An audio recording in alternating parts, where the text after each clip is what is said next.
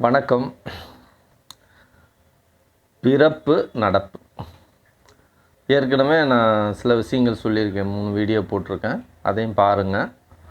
இப்போ பிறப்பு நடப்பு ஒரு ஜோதிடத்தில் பிறக்கும்போது என்ன மாதிரி சூழ்நிலை இருந்தது, இப்போ என்ன சூழ்நிலை இருக்குது கிரகாச்சாரங்களில். இப்போ பிறக்கும்போது ஒரு லக்னம், உயிர், ராசி, உடம்பு, இதை நம்ம பிறக்கும்போது நமக்கு என்ன லக்னம் என்ன ராசின்னு நம்ம கண்டுபிடிக்கணும். அதுக்கப்புறம் நடப்பு, இப்போ என்ன திசை நடக்குது, என்ன திசையில் என்ன திசா புத்தி அந்தரம் இதெல்லாம் நடக்குது அப்படின்னு பார்க்கணும். இதுதான் பிறப்பு நடப்பு. இது தெரிஞ்சால் தான் பலன் பார்க்க முடியும். சரி, இப்போ பிறப்பை பற்றி பார்ப்போம். பிறப்பில் லக்னம் கண்டுபிடிக்கிறது. இந்த லக்னம் கண்டுபிடிக்கிறது ரொம்ப சுலபமான விஷயந்தான். இந்த சூட்சமம் தான் நான் சொல்கிறேன். எல்லா விஷயத்துலையுமே விலாவரியாக நீங்கள் கற்றுக்கணும் அப்படிங்கிறத விட சூட்சமத்தை தெரிஞ்சுக்கிட்டிங்கன்னா உங்களுக்கு எல்லாமே புரியும். சூட்சமத்தை சொல்லாமல் நீங்கள் பக்கம் பக்கமாக என்ன தான் படித்தாலும் எத்தனையோ வீடியோ கேட்டாலும் உங்களுக்கு அந்த அந்த விஷயம் புரியாமையே போயிடும். நம்மளால் ஒரு ஜாதகத்தை பார்க்க முடியாமல் போயிடும். இந்த சூட்சமெல்லாம் தெரிஞ்சிருச்சுன்னா அதுக்கப்புறம் நீங்கள் குண்டக்க மண்டக்க எப்படி நீங்கள் பார்த்தீங்கனாலும் உங்களுக்கு விஷயம் புரிஞ்சு போயிடும். ஓ, இதுதான் இப்படியா அப்படின்னு. சரி, இப்போ லக்னம் நம்ம கண்டுபிடிக்கணும். லக்னம்னா லக்னத்தில் நம்ம கண்டுபிடிக்கும்போது 2 விஷயம் புரிஞ்சுக்கணும். சூரிய உதயம் வேற, அந்த ராசி நகர்வு வேற. சூரிய உதயம்ங்கிறது தான் லக்னம். அது இப்போதைக்கு ஒவ்வொரு நிமிஷத்துக்கும் ஒவ்வொரு வினாடிக்கும் உதயம் மாறிக்கிட்டே இருக்கும். சூரிய நகர்வுங்கிறது இந்த மாதம் சித்திரை மாதம் மேசத்தில் சூரியன் இருக்கும், முழுவதும் இருக்கும். அது கொஞ்சம் கொஞ்சமாக நகர்ந்து போயிட்டே இருக்கும். ஆனால் ஒரு நாளுக்குள்ளே அந்த 12 ராசிகளையும் உதயம் பண்ணுறது, உதிச்சுக்கிட்டே வர்றது தான் உதயம். அதாவது காலையிலேருந்து இந்த 24 மணி நேரத்தில் சூரியன் அந்த 12 ராசிகள்லேயும் உதயம் ஆகிடும். அது லக்னம் கண்டுபிடிக்கிறது. சூரிய நகர்வுங்கிறது வேறு. அது மாதத்துலேயே அங்கே ஒரு மாதம் முழுக்க அந்த ராசியில் தான் இருக்கும் அப்படிங்கிறது ஒரு கணக்கு. ஓகேவா? அதை புரிஞ்சுக்கணும். சூரிய உதயம் தான் நம்ம கண்டுபிடிக்க போகிறப்ப. சரி, இந்த லக்னம் கண்டுபிடிக்கிறதுக்கு என்னென்னவெல்லாம் நமக்கு தெரிஞ்சிருக்கணும் அப்படின்னா, முதல்ல சூரிய உதயம் அப்படின்னு பஞ்சாங்கத்தில் போட்டிருப்பான். இந்த சூரிய உதயம் பார்க்குறது என்னென்னா, மதுரைக்கு சூரியன் 5:40க்குன்னா சென்னையில் 5:45 இருக்கும். அப்போ கோயம்புத்தூரில் 5:35 இருக்கும். அந்த ஒரு 5 நிமிஷம் வித்தியாசம் மாறிக்கிட்டே இருக்கும். ஒவ்வொரு ஏரியாவுக்கு தகுந்த மாதிரி அந்த சூரிய உதயம் மாறும். அது பஞ்சாங்கத்தில் தான் போட்டிருப்பாங்க. அதை பார்த்து தான் நம்ம சூரிய உதயம் நம்ம கணிக்கணும். நீங்கள் காலண்டரில் சூரிய உதயம்னு போட்டிருக்கும். அது பொதுவானது. அந்த பொதுவானதை எடுத்து நம்ம பலன் பார்க்கக்கூடாது. அப்போ பஞ்சாங்கத்தில் எந்த ஏரியாவில் ஒரு குழந்தை பிறந்ததோ அந்த ஊருக்கு தகுந்த மாதிரி அந்த மாவட்டத்துக்கு சூரிய உதயம் என்ன அப்படின்னு பார்க்கணும். 1. 2வது, சரி, சூரிய உதயம் காலையில் 6 மணிக்கு உதயம் ஆயிடுச்சு, குழந்தை 12 மணிக்கு பிறந்திருக்கு. இப்போ 12 மணிக்கு பிறந்திருக்கு அப்படின்னா இடையில இருக்கிற கால அளவு தான் மணி நேரங்கள். அந்த பாருங்கள், 6 மணிக்கு பிறந்ததா குழந்தை உதயமா, 7, 8, 9, 10, 11, 12. அப்போ எத்தனை? 6 மணி நேரம் இருக்குது. இந்த 6 மணி நேரத்துக்கு அந்த 6 மணி நேரம் இருக்குது பார்த்தீங்களா, அதை நாளிகையாக மாற்றணும். நம்ம மணிக்கணக்கில் பார்த்துக்கிட்டு இருக்கோம். அந்த மணிக்கணக்கில் பார்த்துக்கிட்டு இருக்கிற விஷயத்த தமிழ் கணக்குக்கு மாற்றணும். அப்போ அதில் ஒரு கணக்கு இருக்குது, அதை தெரிஞ்சுக்கணும். என்னென்னா, 1 மணி நேரத்துக்கு 2.5 நாளிகை, 1 நிமிஷத்துக்கு 2.5 வினாளிகை, ஒரு செகண்டுக்கு 2.5 விதர்ப்பன்னு சொல்லுவாங்க. அப்போ இதுதான் நம்ம கணக்கு. நம்ம வாய்ப்பாடு மாதிரி இதை வச்சுக்கணும். இதை வச்சு தான் நம்ம அளவுகோலாக அந்த 6 மணி நேரத்தை வந்து நம்ம அப்படியே மாற்றணும். இப்போ 6 மணி நேரத்துக்கு 1 மணி நேரத்துக்கு 2.5 நாளிகைன்னு வைங்களேன். அப்போ 6 மணி நேரத்துக்கு என்னாச்சு? 15 நாளிகை ஆயிடுச்சு. இப்படித்தான் நம்ம கணக்கு பார்க்கணும். சில நிமிஷங்கள்லாம் இருக்குதுன்னு வைங்களேன். அந்த நிமிஷத்தை என்ன பண்ணணும்? வினாளியை வச்சு ஒரு நிமிஷத்துக்கு எத்தனை? 2.5 வினாளிகை அப்படி நம்ம கணக்கு போட்டு கூட்டிக்கணும். ஒரு செகண்ட் வருதுன்னு வைங்களேன், 2.5 விதர்ப்பை. அதை நம்ம 60 விதர்ப்பை ஒரு வினாளிகை, 60 வினாளிகை ஒரு நாளிகை, 60 நாளிகை ஒரு நாள். இதுதான் தமிழ் கணக்கு. இதே நீங்கள் மனப்பாடம் வச்சுக்கணும். முதல்ல என்ன பார்க்கணும்? சூரிய உதயம் பார்க்கணும், எந்த ஏரியாவில்னா. ரெண்டாவது எத்தனை மணிக்கு குழந்தை பிறந்திருக்குன்னு பார்க்கணும். ரெண்டாவது இடப்பட்ட நேரம் எவ்வளவுன்னு பார்க்கணும். மூணாவது அந்த மணி நேரத்தை நாளிகை மாற்றணும். ஓகேவா? இந்த 3 விஷயம் புரியுதா? அடுத்து போகும்.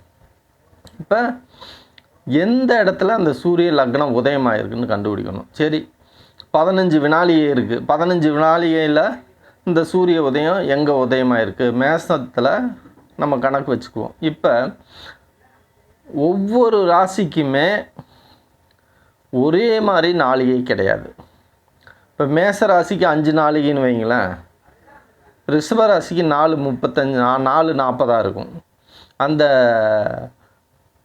அடுத்து ஒவ்வொரு ராசிக்குமே என்னன்னா மாறும் அளவு. இப்போ எப்படி நமக்கு தகுந்த மாதிரி ஒரு வெயிட் இருக்குது, உயரம் ஹைட்டு வெயிட்டு இந்த அகலமெல்லாம் இருக்குது. அதே போல் ஒவ்வொரு ராசிக்கு இந்த நாளிகைகள் வந்து மாறிட்டு இருக்கு. மொத்தம் 12 நாளிகை, 12 ராசி. 12 ராசிக்குமே நீங்கள் 12×5 60ன்னு நீங்கள் கணக்கு போட்டுடலாம். குத்து மதிப்பு. ஆனால் ஒவ்வொன்றில் கூடி குறைஞ்சு மொத்தமாக 60 நாளிகை 12 ராசிக்கு வரும். அப்போ இந்த விஷயத்தை பஞ்சாங்கத்தில் போட்டிருப்பான், ஒவ்வொரு ராசிக்கு என்ன நாளிகைன்னு.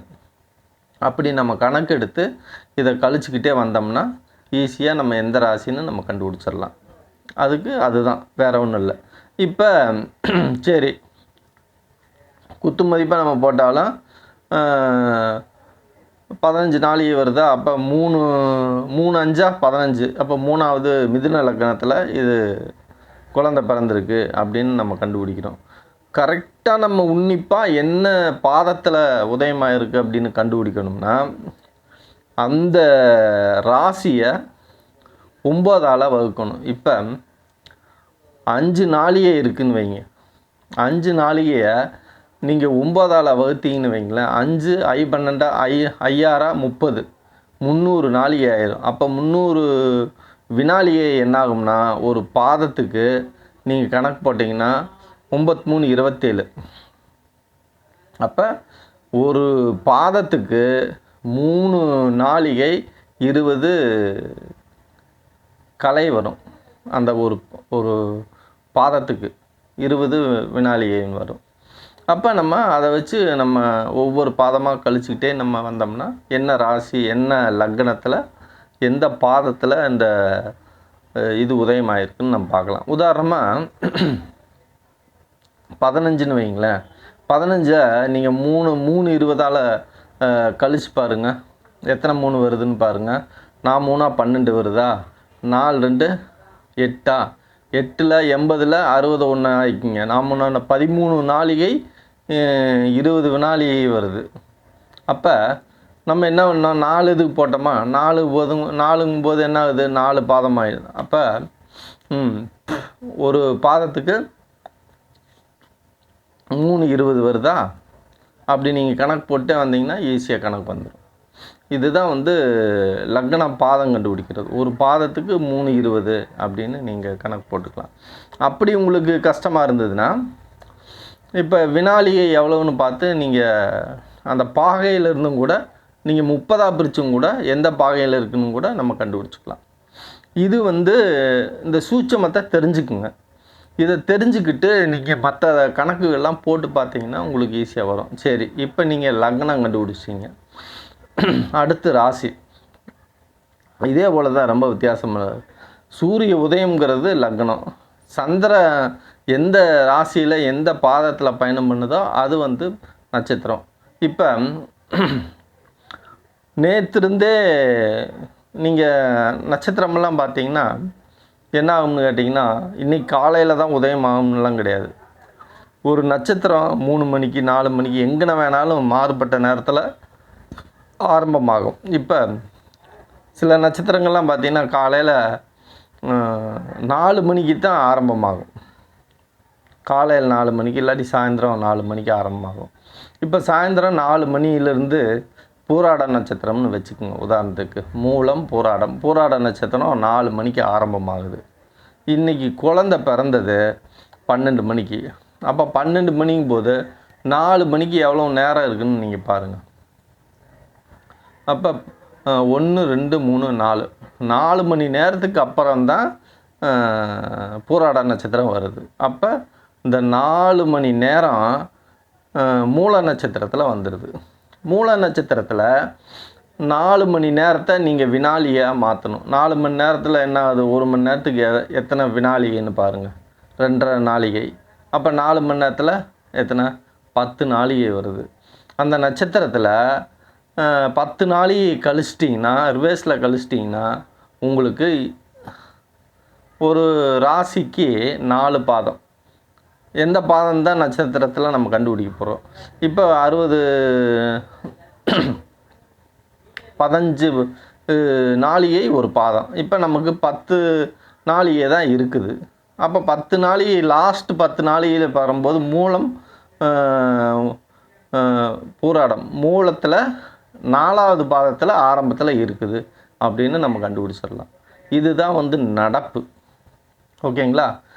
அதே சமயத்தில் ஒவ்வொரு கிரகங்களும் எந்தெந்த இடத்துல எந்தெந்த பாதத்தில் இருக்குது அப்படிங்கிறத பஞ்சாங்கத்தில் போட்டிருப்பாங்க. நம்ம அதை பார்த்து அப்படியே அழகாக காப்பி அடித்த மாதிரி எழுதிடலாம். இந்த விஷயம் நான் சொல்கிற விஷயம் உங்களுக்கு புரியலைன்னா என்ன காரணம்னா, முன்னாடி சொன்னதையெல்லாம் நீங்கள் மனப்பாடம் பண்ணலை. களம் பலம் பலவீனமெல்லாம் படிச்சுட்டு வந்தால் தான் நான் இப்போ சொல்கிற விஷயம் உங்களுக்கு புரியும். ஒன்று சரி. அடுத்து இப்போ நான் பிறப்பு பார்த்தாச்சு. பிறக்கும்போது என்ன கிரகங்கள் எங்கே இருக்குதுன்னு நம்ம குறிச்சிருவோம். லக்னம் ராசியெல்லாம் கண்டுபிடிச்சிருவோம். இதை வச்சு அம்சமும் போட்டுடலாம். அம்சத்தை பற்றி அம்சங்கிறது ஒரு சின்ன கணக்கு தான். அது பெரிய வித்தையெல்லாம் கிடையாது. நம்ம உடம்பு ஆரோக்கியமாக இருக்கும், உள்ளே என்ன நோய் இருக்குதுன்னு தெரியாது. அதுபோல் தான் ராசிங்கிறது மேல் ஒரு கிரகம் வலிமையாக இருக்குது, ஆதியில் அது முடிவில் எவ்வளோ வலிமையாக இருக்குது அப்படிங்கிறத பார்க்குறது தான் அம்சம். ஒரு பெரிய மரம் பார்ப்போம், தூரமாக இருந்து பார்த்திங்கன்னா முருங்கை மரமாக இருந்ததுன்னு வைங்களேன், நம்ம உடைச்சிடலாம். இதே கருங்காலியாக இருந்தால் ஒடிக்க முடியாது. அப்போ அதனோட அடிப்பாதம் எவ்வளவு வலிமையாக இருக்குது அப்படிங்கிறத தெரிஞ்சுக்கிறது. ஏன்னா ராசியில் உச்சமாக இருக்கிற கிரகம் அம்சத்தில் போய் நீசமாயிடும், பகையாயிடும், வக்ரமாயிடும், ஏகப்பட்ட சூழ்நிலைக்கு அது தள்ளப்பட்டுரும். மறைமுகமாக அவர் எப்படி இருக்கார் அப்படிங்கிறது தான் அந்த கிரகத்தை பற்றி பார்க்குறோம். ஒருத்தர் பார்க்க ரொம்ப பளிச்சுன்னு ரொம்ப வெள்ளையும் சொல்லையமாக இருப்பார், பயங்கரமான திருடனாக இருப்பான். அது மாதிரி ஒரு அதைத்தான் அம்சங்கிறது. மேல் தோற்றம்ங்கிறது ராசி, உள் தோற்றம்ங்கிறது அம்சம். ஓகேவா? சரி. பிறப்பு நம்ம தெரிஞ்சுக்கிட்டோம். இப்போ நடப்பு பார்ப்போம். நடப்புனா திசை என்ன திசைன்னு பார்க்கணும். இப்போ நம்ம மூல நட்சத்திரம்னு நம்ம கண்டுபிடிச்சோம் இல்லையா? மூல நட்சத்திரத்தில் 10 நாளிகை கடைசியாக 10 நாளிகை தான் இருக்குதுன்னு நம்ம கண்டுபிடிச்சிருந்தோம். அதில் மூல நட்சத்திரத்தில் 4ஆம் பாதத்தில் நட்சத்திரம், அவர் தான் மூல நட்சத்திரம் ராசி, தனுசு ராசின்னு நம்ம கண்டுபிடிச்சாச்சு. இப்போ அந்த 10 நாளிகை தான் அவரோட திசைகள் இருப்பு. இப்போ மூலத்துக்கு கேது நட்சத்திரம் கேது திசையில் பிறந்திருக்காரு. கேது திசை 7 வருஷம். 7 வருஷங்கிறது அதாவது 7 வருஷம் திசை நடக்கும். 60 நாளிகையில் நாளிகை முழுசாக இருந்தால் தான் 7 வருஷம். இப்போ நமக்கு கடைசியாக இருக்கிறது அவருக்கு 10 நாளிகை தான் இருக்குது. அப்போ 50 நாளிகை போயிடுச்சு. இப்போ ஒரு நாளிகைக்கு எவ்வளோன்னு நம்ம கண்டுபிடிக்கணும். ஒரு நாளிகைக்கு நீங்கள் பார்த்தீங்கன்னா 6 நாள் ஒரு வருஷத்துக்கு. இது கணக்கு. ஒரு நாளிகைக்கு 6 நாள். அப்போ ஒரு வருஷத்துக்கு ஒரு வருஷத்துக்கு நம்ம கணக்கு எடுத்தோம்னா தான் ஒரு நாளைக்கு 6 நாள். இப்போ கேது திசைக்கு 7 வருஷம். ஏன்னா 7 6 42 நாள் ஒரு நாளைக்கு. அப்போ இவருக்கு 10 நாளிகை இருக்குது. இந்த 10 நாளைக்கு 420 நாள் வருது. இந்த 420 நாள் வந்ததுன்னு வைங்களேன், 365 நாளை கழிச்சிருங்க. சரி 10 மாதம் அப்படின்னு நீங்கள் கழிச்சிங்கன்னா நான் 300 போயிடும். அடுத்து மீதி எவ்வளோ இருக்குது? 120 இருக்குது. 120ல்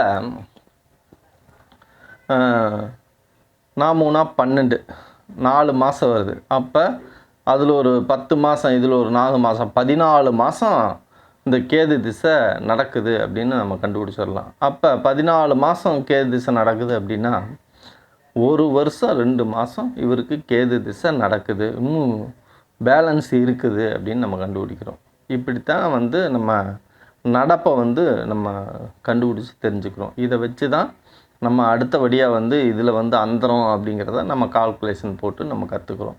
இது தெரிஞ்சுக்கிட்டிங்கனாவே அதில் நீங்கள் அதை எப்படி ஆழமாக பிரிக்கலாம் அப்படின்னு நீங்கள் கண்டுபிடிச்சிடலாம். இப்போ சின்ன ஒரு சூச்சம் இருக்க சொல்லிடுறேன்.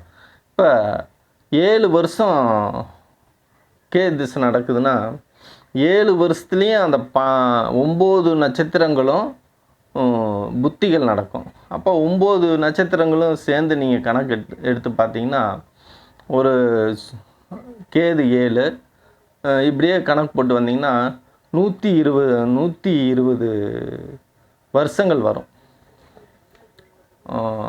நான் போட்டே காமிச்சிட்றேன். 120 108 நான் சொல்லி பார்த்துட்றேன். இப்போ கேது ஒரு 7, சுக்கிரன் கேது திசை 7, சுக்கிரன் ஒரு 20, 27 ஆச்சா. சூரியன் ஒரு 6, 33, சந்திரன் ஒரு 10, 43, சந்திரன் முடிஞ்சோடனே செவ்வாய் 43 ஒரு 7 50, ராகு ஒரு 18 68. அடுத்து ராகு திசைக்கு அடுத்து குரு திசை. குரு வந்து ஒரு 16 68 16 78 84. சனி திசை. குரு திசைக்கு அடுத்து சனி திசை. சனி 84 ஒரு 17 கணக்கு போடுங்க. சனி திசை 18 வருஷம். 18 84 94 ஒரு 8 102 சனி. அப்புறம் புதன் 92 ஒரு 17 பார்த்துக்குங்க. 92 10 102, அதான் 108 வருஷம் வரும். ஒரு மொத்தமாக ஒரு மனிதனோட வாழ்நாள் வந்து 108 வரும். அப்போ அதுக்கப்புறம் வந்து பார்த்திங்கன்னா அதுக்கு அடுத்து கேது திசை வரும். அப்போ 108 வருஷம் வந்து ஒரு திசையை வந்து நம்ம பிரித்தோம்னா, ஒரு வருஷத்தை 108ஆல் வகுத்தோம்னா ஒரு ஒவ்வொரு இதுக்கும் என்ன இதுன்னு நம்ம கணக்கு போட்டுடலாம். ஒரு நாளிகையில் நம்ம அப்படியே கழிச்சிட்டே வந்தோம்னா என்ன புத்தி நடக்குது அப்படின்னு நம்ம பார்த்துக்கலாம். இது வந்து பஞ்சாங்கத்தில் கணக்காகவே போட்டிருப்பான், நம்ம ஈஸியாக பார்த்தாவே தெரிஞ்சுக்கலாம். அப்போ பிறப்பில் என்ன இருக்குது, நடப்பில் என்ன இருக்குதுன்னு நீங்கள் தெரிஞ்சுக்கிட்டிங்கன்னா அதுக்கப்புறம் தான் நம்ம பலன் வந்து நம்ம பார்க்க முடியும். நன்றி.